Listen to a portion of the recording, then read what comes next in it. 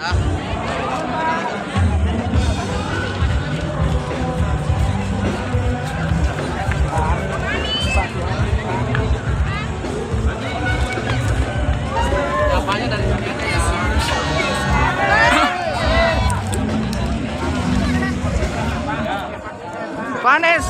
monggo Pak. Mantap. Lanjut Pak.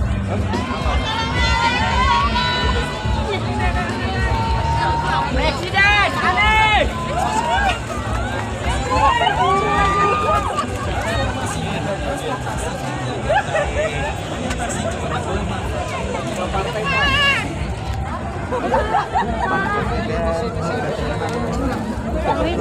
Panis Ali panis.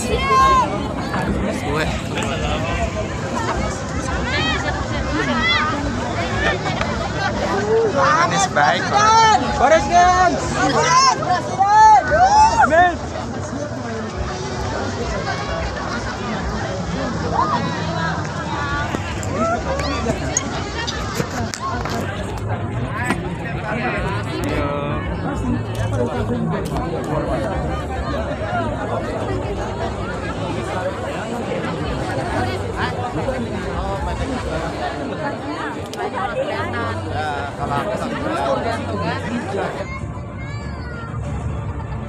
Ya, kita kembali lagi dalam Festival Kolaborasi Jakarta 2022 Jelajah Ruang Waktu Jakarta. Nah, tadi ya sebelum jeda, Anda semua yang saat ini menyaksikan melalui stasiun TV ataupun live streaming di YouTube dan juga cnnindonesia.com sudah melihat bagaimana perubahan-perubahan yang terjadi di Jakarta terlebih lagi 5 tahun belakang. Nah, di samping saya sudah ada orang nomor 1 di Jakarta yang juga sangat berpengaruh dalam perubahan-perubahan tersebut. Langsung saja kita sapa, ada Gubernur DKI Jakarta, Bang Anies Rashid Baswedan. Assalamualaikum Bang Anies. Sehat Bang? Alhamdulillah. Harus sehat kita semua ya. Sehat. Agendanya luar biasa. Dan hari ini bisa dilihat Bang, ini luar biasa sekali antusiasme masyarakat. Karena memang kalau ke wisata kota tua akhirnya lebih mudah sekarang ya. Lagi terintegrasi. Betul, dan kita bersyukur sekali renovasi di kota tua ini sudah bisa dibilang tuntas. Betul. Dan kawasan ini dulunya namanya Batavia. Iya, iya. Dan nama itu kita pertahankan. Jadi kita menyebutnya ini, betul ini adalah kota yang disebut kota lama. Tapi sekarang wajah kota tua adalah wajah masa depan kota Jakarta. Wow, luar biasa. Tapi tentu saja nih ya, bukan cuma itu, nanti kita akan bahas terkait dengan perubahan yang terjadi di sini ya Bang ya. Tempat kita ini untuk berbincang dulunya adalah jalur untuk transportasi umum. Tapi sebelum ke sana, semua hal perubahan yang terjadi di DKI Jakarta, saya dengar bahwa tidak akan terjadi tanpa yang ada namanya kolaborasi. Betul. Sebagai branding city-nya, Jakarta kota kolaborasi. Sebetulnya dari mana sih Bang gagasan ini dan sebetulnya bagaimana maksud konsep dari kota kolaborasi itu dan seberapa penting harus ada kolaborasi? Ini kota ini kita sebut sebagai kota kolaborasi karena di antara semua kota yang ada di Indonesia, Jakarta adalah kota tempat paling banyak private sector, paling banyak perusahaan di Jakarta, NGO paling banyak di Jakarta. Kemudian universitas paling banyak di Jakarta, think tank paling banyak di Jakarta, lembaga pembangunan internasional paling banyak di Jakarta. Kemudian pakar semua bidang ada semua di Jakarta. Nah, terus kami yang tugas membangun Jakarta nih, kemudian punya namanya rencana pembangunan Jakarta. Tapi lebih tepat disebut rencana pembangunan pemerintah Jakarta. Karena isinya semua dikerjain oleh kita sendiri. Saya sampaikan jangan dong. Tidak ada kota lain yang punya sumber daya sebanyak Jakarta. Jangan kerjakan sendirian. Rugi betul kita. Ini pakar-pakar begitu banyak ada di sini. Think tank begitu banyak, NGO begitu banyak. Kenapa mereka tidak dilibatkan? Kenapa mereka tidak diajak? Yuk kita sama-sama bangun kota ini. Bukankah ini kota kita bersama? Bukankah ini bukan cuma kotanya milik pemerintah provinsi? Jadi ketika bicara pembangunan, jangan hanya seakan pembangunan pemerintah kota, tapi pembangunan Jakarta semuanya. Nah, kemudian pendekatan diubah. Bila dulu kami di pemerintahan ini menjadi satu-satunya penyelenggara nih kegiatan. Nah, kemudian masyarakat itu dipandang sebagai warga. Kami bikin sesuatu, pokoknya warga turut aja. Terus Kemudian kita bikin sesuatu, kita sosialisasi. Warga dengerin aja. Terus kemudian warga dianggap sebagai customer. Pokoknya warga nggak usah ngapa-ngapain. Duduk diam, bayar pajak, nyoblos pilkada. Gitu aja. Nggak usah kerja. Nggak usah terlibat. Nah, sekarang diubah. Kita, pemerintah, sebagai kolaborator. Dan masyarakat sebagai co-creator. Co-creator itu artinya masyarakat punya ide, punya gagasan, punya solusi ditampung. Dikerjakan bareng-bareng. Kemudian yang kedua, ketika melakukan pembangunan di Jakarta, banyak dikerjakannya bareng-bareng. Jadi ada kolaborasi bidang pendidikan, ada kolaborasi bidang kesehatan, ada kolaborasi bidang pertamanan, ada kolaborasi lingkungan hidup. Kolaborasinya itu semua sektor. Bahkan membangun transportasi umum pun kolaborasi. Yang namanya JAKI itu dikerjakan sebagai kolaborasi. Bukan Pemprov membesarkan armada, bukan. Semua armada transportasi yang udah ada, kita ajak kerja sama-sama. Ini kita membangun transportasi Jakarta ya. Anda yang selama ini ada, kami akan menjadi partner nih. Jadi mereka nggak usah khawatir, tidak akan mati di Jakarta kegiatan transportasinya itu.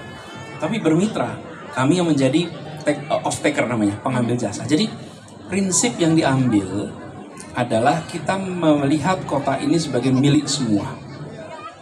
Kota ini adalah tanggung jawab kita bersama.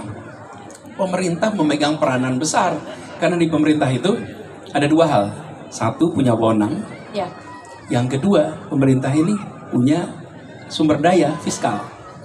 Masyarakat punya apa? Kreativitas, punya inovasi, punya pengalaman praktek lapangan sebagai pengguna. Oke. Kemudian kalau ini digabungkan, maka dahsyat tuh kekuatannya. Betul. Disitulah kekuatan kolaborasi. Iya, hingga akhirnya ya tercipta ya, terlihatlah banyak kemajuan, kemudian pembangunan yang cukup masif bisa dikatakan seperti itu dan membuat masyarakat nampaknya lebih memiliki lagi Jakarta tempat tinggal dan juga tempat berkegiatan sehari-hari. Nah, kemudian pertanyaan selanjutnya tuh Bang, memang seberapa penting sih kita tahu bahwa ada tantangan-tantangan apalagi untuk perkotaan saat ini terkait dengan bukan cuma dihadapi oleh Jakarta ya, tapi kita harus melihat juga tantangan-tantangan perkotaan di dunia untuk saat ini.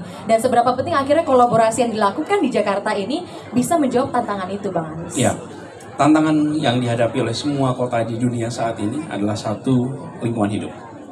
Itu, dan kita Jakarta merasakan dampak lingkungan hidup kita yang mengalami degradasi itu. Satu, misalnya udara. Kualitas udara kita ini terganggu, menurun karena kontribusi besar dari kendaraan bermotor.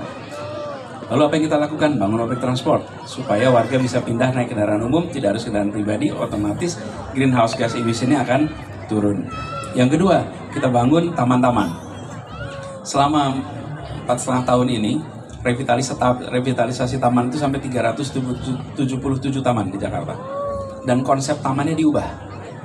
Kalau dulu taman itu garden itu untuk ditonton, diubah menjadi park. Park itu adalah tempat bermain. Cuma dalam bahasa Indonesia dua-duanya namanya taman.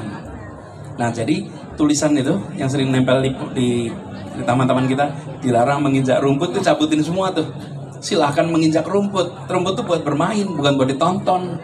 Nah, konsepnya diubah jadi tempat bermain. Jadi harapannya satu adalah tentang lingkungan hidup. Yang tidak kalah penting, kita membangun ruang ketiga supaya warga punya perasaan kesetaraan. Ini juga Daniar, kenapa di sini dibuatnya jalur pedestrian. Begitu sampai pedestrian, di sini tidak bisa dibedakan yang jalan kaki itu pejabat tinggi atau rakyat biasa, kaya atau miskin, rumahnya besar atau rumahnya kecil, semua jalan di jalur yang sama, semua merasakan fasilitas yang sama. Jadi pendekatan yang dilakukan itu bukan saja soal bangunan fisiknya, tapi juga bagaimana gagasan di belakangnya. Jadi masalah lingkungan hidup yang tadi saya sebutkan, solusi yang ditawarkan itu bisa ikut menyelesaikan masalah-masalah yang ada di kota ini. Seperti tadi, kita ini tanpa kita sadari, kota kita ini kan tersegregasi antara status sosial ekonomi.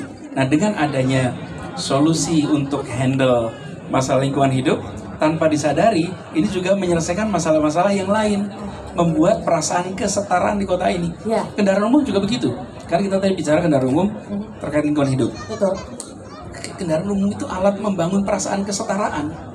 Begitu sampai kendaraan umum, antrinya sama. Mau dia CEO, mau dia pengangguran, mau dia pejabat tinggi, mau dia terendahan, Mau dia pekerjaan apapun, kursinya sama, antrinya sama, kendaraannya sama, duduknya sama. Tidak ada VIP dan non-VIP. Nah, itu dibangun di kota ini. Itulah tanda kota modern. Di mana perasaan kesetaraan itu hadir.